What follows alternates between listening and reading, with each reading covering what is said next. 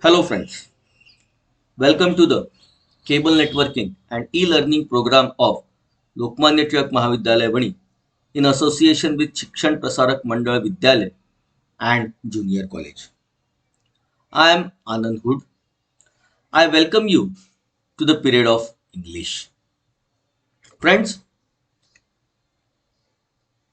today we are dealing with our second section and the fifth poem in the second section, that is Father Returning Home by Dilip Chitre. Before we begin the poem and look at the icebreakers or activities, let's have a glimpse about the poet Dilip Chitre and the poem Father Returning Home. Dilip Chitre, born in 1938 and died in 2009, was a celebrated bilingual poet and translator with a remarkable work in Marathi and English. His versatility, his versatile creativity extends to painting, filmmaking, and his notable contribution as a magazine columnist.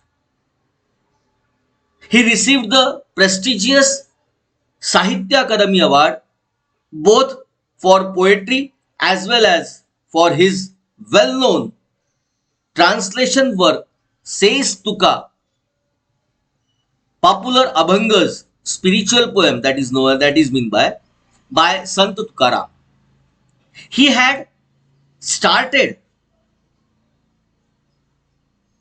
translation of literary work of Saint Sant in Marathi at the age of 16. Exile, alienation, self-disintegration, and death are observed to be the major theme of his work. This is about Dilip Chitre. Before we look at how the poem is, let's see in Marathi.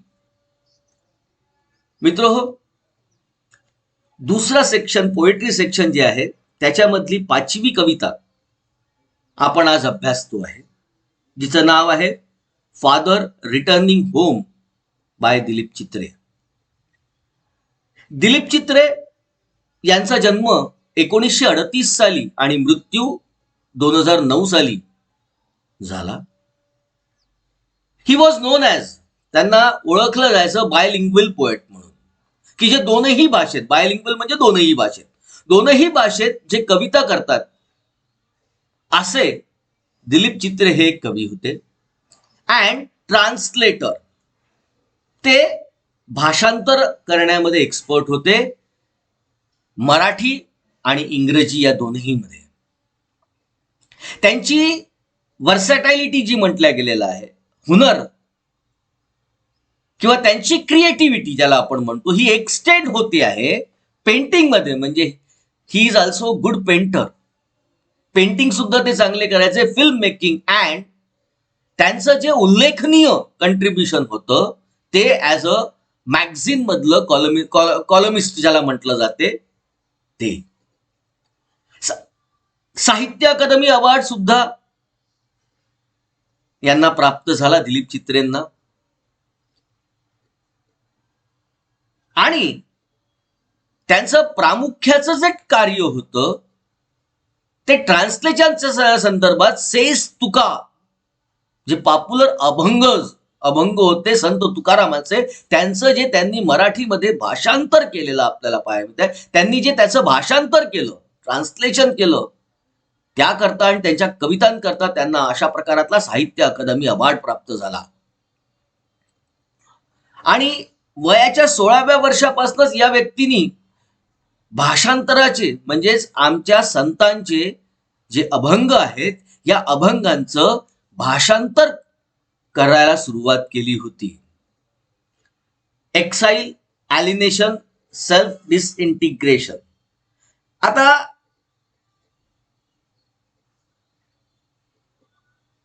He was in a decompose state of mind. मृत्यूच्या संदर्भात, एकाकी आयुष्याच्या संदर्भात, अशा प्रकारातल्याच त्यांच्या कवितांच्या आतापर्यंत प्रत्येक कवितांच्या थीम आपण बघत आलेलो आहोत. आता कविताच्या आपल्याला जी कविता फादर रिटर्निंग होम या ठिकाणी दिलेला आहे त्या संदर्भात काय सांगितलं जात आहे पहा. This poem is taken from travelling in a cage. It draws a portrayal of a suburban commuter who used to and fro by local or bus. It depicts his dull, monotonous, exhausting and equally pitiable daily routine. It describes a forced alienation at home, which is reflected through the state of food and lack of sharing. His children refuse to share their joys and sorrows with the hard-working father, who, as a result, is forced to retire into solitude. This very painful loneliness is a symbol of man's isolation from the materialistic man-made world. This is about the poem. What is there? Let's see in Marathi. आपण जी आता father returning home ही कविता अभ्यासतो आहे, ही travelling in a Kaij मधनं घेतल्या गेलेली ही कविता आहे. यामध्ये सबर्बियन, आता suburb म्हणजे ज्याला आपण म्हणतो की शहराच्या लगत वाढलेला जो भाग असतो, ज्याला उपनगर आपण म्हणतो, त्या उपनगरामध्ये राहणाऱ्या कम्युटर म्हणजे जो नेहमी लोकलनी म्हणा, स्ट्रेट ट्रान्सपोर्ट बसनी म्हणा, लोकलची तिथली कुठली बस सेवा असेल त्यांनी म्हणा, जो नेहमी जाणं येणं करतोय आपल्या कामासाठी त्याला कम्युटर म्हटल्या गेलेला आहे. अशा या कम्युटरची या ठिकाणी त्यांनी एक पोर्ट्रेट रंगवलेला आहे. It depicts his dull. यामधनं त्यांनी आपलं अत्यंत निस्तेज, मोनोटोनस ज्याला म्हटलं गेलेलं आहे, म्हणजे लॅकिंग इन व्हेरायटी, विविधता त्याच्यामध्ये नाही आहे, किंवा spoken in a tone, unvarying in pitch ज्याला म्हटलं गेलेलं आहे, मोनोटोनस ज्याला आपण म्हणतो, एक्झॉस्टिंग जो अतिश्रम करून एक्झॉस्ट होतो आहे, and equally pitiable daily routine. सर्वसामान्य सबर्बियन माणसाचं, कॉमन मॅनचं जे रुटीन आहे ते कसं तेच सगळं करणं, मोनोटोनस आहे, डल आहे, अशा प्रकारातलंच चित्र त्यांनी या ठिकाणी सुद्धा निर्माण केलेलं आहे. या दाखवलेल्या इथे जो व्यक्ती आपल्याला वडील दाखवले जात आहेत, ज्यांच्या माध्यमातून हे पोर्ट्रेट या ठिकाणी त्यांनी दाखवलेलं आहे, ते अशा प्रकारातलं एका कॉमन मॅनचं आपल्याला या ठिकाणी दिसते आहे. इट डिस्क्राइब फोर्स एलिनेशन काय प्रकार आहे, आमच्या वडिलांची घरची अवस्था कशा पद्धतीची आहे याचं चांगलं उदाहरण या ठिकाणी आपल्याला पाहायला मिळते की त्यांना फोर्स एलिनेशन कशा पद्धतीचं राहतं. मुलं कुठल्याही प्रकारातल्या गोष्टी वडिलांशी शेअर करत नाहीयेत. घरी आल्यानंतरही वडिलांना तेच पद्धतीचा अनुभव त्या ठिकाणी होतो आहे, जे समोर या ठिकाणी सांगितलं गेलेलं आहे. His children refuse to share their joys. आनंदाचे क्षण आपल्या वडिलांसोबत साजरे करत नाही आहेत, आपले दुःख वाटून घेत नाही आहेत. With the hard working father ज्याला म्हटलं गेलेलं आहे, who as a result is forced, ज्याच्यावर forcibly to retire into solitude ज्याला म्हटलं गेलेलं आहे, a state of social isolation. एकाकी जीवन जगण्यामध्ये वडिलांना झोकून दिल्या गेलेलं आहे, अशा प्रकारातली अवस्था त्यांच्यावर निर्माण केल्या गेलेली आहे. अशा आशयाचं चित्र आपल्याला या कवितेच्या माध्यमातून पाहायला मिळणार आहे. This is very painful. This is very painful. Loneliness is a symbol of, कारण अशा प्रकारातलं एकाकी जीवन हे अत्यंत जीवघेणं आहे त्या व्यक्तीकरता. कारण अशा प्रकारातलं एकाकी जीवन, आयसोलेशन मधलं जे जीवन आहे, जे मानवनिर्मित आम्ही कृत्रिम जे जग निर्माण केलेलं आहे, करत चाललेलं आहो, या कृत्रिम जगामध्ये अशा प्रकारातलं आयसोलेशन, एकाकी जीवन जगणं हे कसं जिव्हारी लागू शकते, याचं उत्तम उदाहरण आपल्याला दिलीप चित्रेच्या या कवितेमधनं आपल्याला प्राप्त होते. But before we begin, let's see some icebreakers which are given in this poem. Our first icebreaker or activity: discuss with your partner the difficulties that you face while commuting to and from the college by public transport. Public ट्रान्सपोर्टनी तुम्ही कदाचित जर आपल्या कॉलेजमध्ये येणं जाणं करत असाल तर त्यामध्ये तुम्हाला कोणकोणत्या डिफिकल्टीज फेस कराव्या लागतात ते तुमच्या पार्टनर सोबत डिस्कस करा असं म्हटलं जाते. आपण याच ठिकाणी डिस्कस करणार आहोत कशा पद्धतीची पहिली आम्हाला यामधनं डिफिकल्टी, समस्या निर्माण होऊ शकते आपल्या समोर येते. पहा, एक्स्ट्रीमली क्राउडेड ट्रेन, पब्लिक बस. अत्यंत क्राउडेड असतात, पाय ठेवायला जागा नसतात असं चित्र आपल्याला सबर्बियन मिडल क्लास, सबर्बियन किंवा ज्याला आपण शहरामध्ये आपण अशा प्रकारातलं वातावरण पाहतो आहे. त्यानंतर येत आहे risk of running late due to traffic jam. कित्येकदा रस्त्यावर ट्रॅफिक जॅम लागतोय, त्याच्यामधनं माणसाला बस लेट होते आहे, त्याच्यामुळे कॉलेजमध्ये पोहोचायला वेळ होतो आहे. Next is long queues to bus and train tickets. अशा प्रकारातल्या ट्रेनचं तिकीट घेण्याकरता, बसचं तिकीट घेण्याकरता लॉंग क्यूज असतात, त्या आम्हाला भोगाव्या लागतात, त्यामध्ये आम्हाला उभं राहावं लागते. आणि शेवटचं या ठिकाणी येत आहे unexpected cancellation of train, buses. कित्येकदा अनएक्सपेक्टेड कॅन्सलेशन होतात ट्रेन्सची आणि बसेसची. तो सुद्धा त्रास आम्हाला ऍज अ कम्युटर सहन करावा लागतो. The next activity which is coming, the similar problems are faced by the other commuters. आपण आतापर्यंत ज्या प्रॉब्लेम्स डिस्कस केले, the problems which we have discuss that we have to face can be may be faced by others commuters on the way to their work place. Imagine their plight and suggest 3 solutions. Now you have to give solutions to the problems raised by you in the previous activity. आधीच्या activity मध्ये आम्ही जे problems, जे समस्या मांडल्या त्याच्यावर solutions काय आहे, 3 सोल्युशन्स आपल्याला या ठिकाणी द्यायचे आहेत. पहिलं सोल्युशन आपण देतो आहे फॉलो द क्यूज. सर्वांनी क्यू, रांगा प्रामाणिकपणे पाळल्या पाहिजे, म्हणजे कोणालाही त्रास जास्त होणार नाही.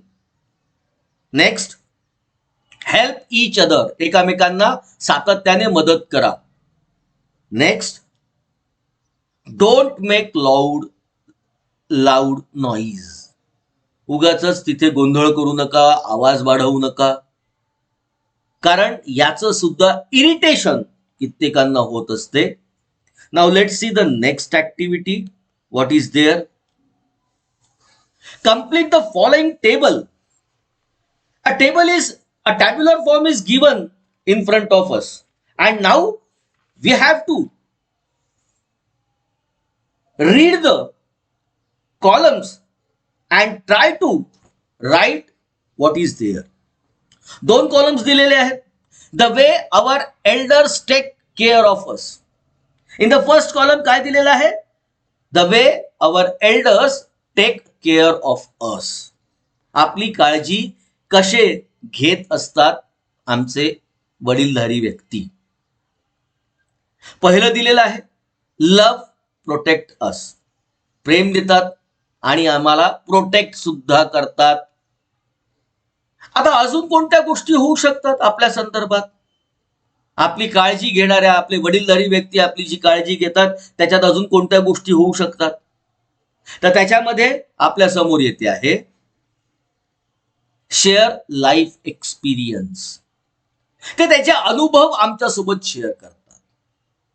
दे शेअर देअर लाईफ एक्सपिरियन्स. त्यांना आतापर्यंत कशा प्रकारातला कोणत्या परिस्थितीमध्ये अनुभव आला, काय आला, या सर्व गोष्टी ते आमच्याशी शेअर करत असतात. And so share life experience helps us to give knowledge. The next one, teach us traditional wisdom. They teach us traditional wisdom, how to live, what to do.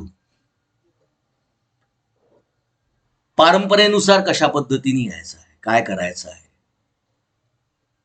या संदर्भातले त्यांचे अनुभव सुद्धा ते आमच्या समोर, जसं आपण वरतीच म्हटलं, शेअर करत असतात. तर this way our elders take care of us. Now in the B column काय दिलेलं आहे पहा, the way you can take care of elders in your family. आता जसं आपल्याला सांगितलं की आपण कशा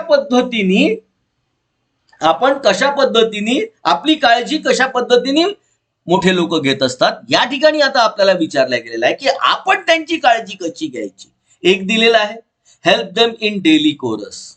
त्यांचं जे नित्य नियमाचं दिवसाचं कार्य आहे, डेली कार्य आहे, त्याच्यामध्ये त्यांची मदत करा. हे सगळ्यात पहिलं. अशा पद्धतीने आपण त्यांची मदत करू शकतो. दुसरं आपल्या समोर येत आहे, टीच देम टेक्नॉलॉजी. ते आज टेक्नॉलॉजी पासून कित्येक दूर आहे आणि त्याच्यामुळे त्यांना टेक्नॉलॉजी शिकवण्याचं कार्य हे आज आपल्याला करावं लागेल आहे. Acquaint them with the knowledge of technology, because at present technology helps us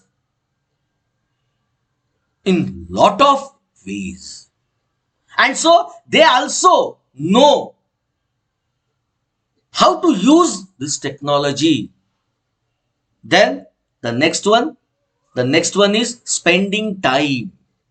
The most important thing for we people, that we should share time, sharing, to hear them, to share what we have to share with them. सगळ्यात मोठी गोष्ट ही जी आहे की त्यांच्यासोबत आम्ही वेळ घालवला पाहिजे. त्यांना एकाकी आयुष्य जगू द्यायचं नाही आहे, की ज्या व्यक्तींनी आतापर्यंत आमची इतकी काळजी घेतली त्यांना एकाकी आयुष्य जगू द्यायचं नाही आहे. तर त्यांच्यासोबत आपण आपला वेळ शेअर करायचा आहे, त्यांचं ऐकायचं आहे. नवीन काही गोष्टी असतील, काही आपल्याला आपल्या याच्यामध्ये फायदे झाले असतील, काही आनंदाच्या गोष्टी असतील, तर त्या सुद्धा आम्ही त्यांच्यासोबत शेअर केल्या पाहिजे. This sharing is also of utmost importance, so that they feel relaxed. त्यांना आपण आयसोलेशन मध्ये आहोत, आपण एकाकी आयुष्य जगत आहोत असं कुठेही वाटणार नाही, हे फिलिंग त्यांना द्या. The next activity which is coming, write your duties towards the following. What are your duties? We have to write here. फॅमिलीच्या प्रती आपल्या duties. What are our duties to parents, to siblings, to grandparents. What are our duties to parents? Be respectful. We have to be respectful towards our parents. Then share work, share their work, try to help them in their work. Then be responsible, जबाबदार. Try to be a responsible person. Commit every work with responsibility. If you have undertaken a work, it is your responsibility to complete it. These are our duties towards our parents. Our siblings. What is siblings?